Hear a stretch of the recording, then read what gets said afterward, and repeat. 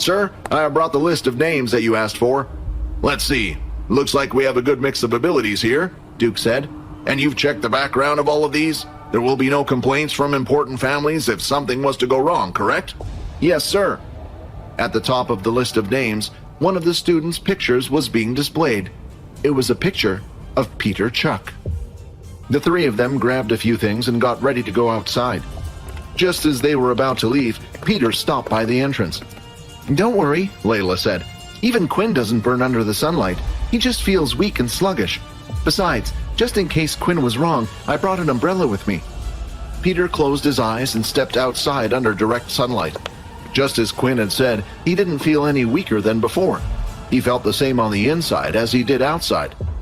The group walked toward the park. They continued to walk until they had finally found a quiet and clear area in the woods that was devoid of trees. It was also hidden from view. This place is perfect. Besides, if anyone comes close, we will be able to hear them in time, Vorden said.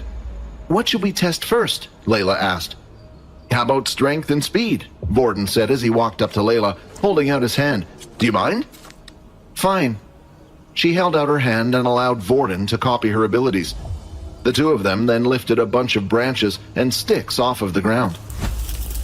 Just do your best to avoid the sticks as much as you can, Vorden shouted.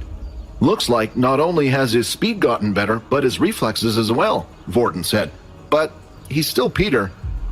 Peter nodded when he was ready, and the two of them immediately started to hover the sticks up in the air, aiming to hit Peter with them. For Peter, it was the first time that he felt confident during practice. It was like he could see the attacks coming towards him. Just then, Vorden timed both sticks at the same time. Peter pulled his body back, avoiding the first stick. Then, the second one from behind came right at his face, but he still managed to catch the second stick out of the air at the last second, just as he pulled his face back. However, the tip of the stick still managed to cut his cheek, drawing the smallest amount of blood. "Oh, sorry, Peter," Vorden yelled as the two of them rushed over. But by the time they reached him, the blood had fallen to the ground, and the cut that was once on Peter's cheek was no longer there. "Looks like the super healing can be checked as well," Vorden said with a smile on his face. The next test they had for Peter was his strength. For this trial, they used a simple tree. "So, you want me to just punch a tree?" Peter asked, looking at it carefully.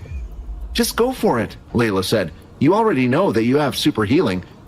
"But that doesn't mean I don't feel any pain," Peter said.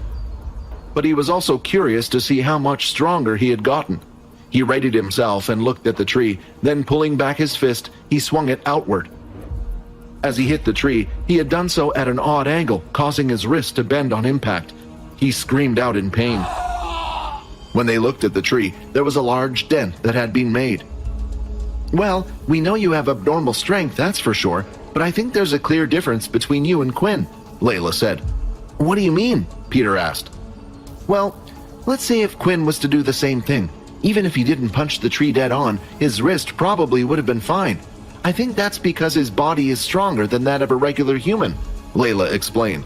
"While yours, although you have super strength, your body is still just like ours, made of regular bones and flesh. If you attack at full power, you will probably end up hurting yourself." As soon as Layla had finished explaining, the wristwatch on Peter's arm lit up. When he looked at it, he could see a voice message that had been left. "This is General Duke. Peter Chuck, you are required to come to my office in the second-year building immediately. I have some important things to discuss with you." As soon as Vorden heard the message, there was no longer any need for him to ask Peter who was behind everything. He had already figured it out. Why else would the head of the second year have anything to do with the first year? The problem now was, how could he go up against a general of a military base? Want to watch more episodes of my vampire system? Follow Pocket FM Fantasy Chronicles.